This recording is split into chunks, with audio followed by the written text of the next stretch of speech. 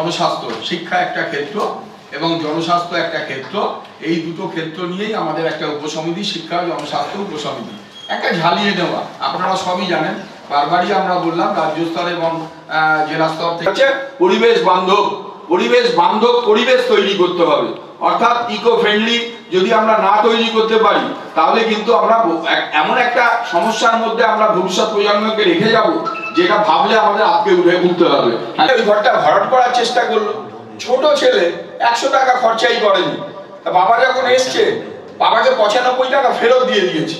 তখন বলছে কি ব্যাপার, তুমি ঘরটা ভরানোর চেষ্টা করনি?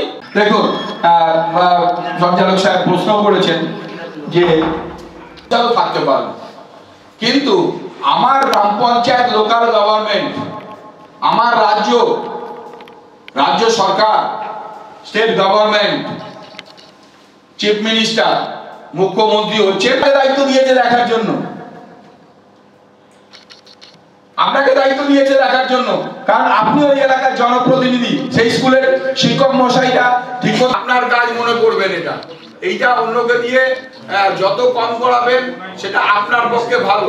এখানে অনেক কিছু আছে, এমওপিআর এর পোর্টাল, এটা আপনি পরবর্তীকালে রিসোর্স পারসন হতে পারেন, আপনি ট্রেনিং দিতে।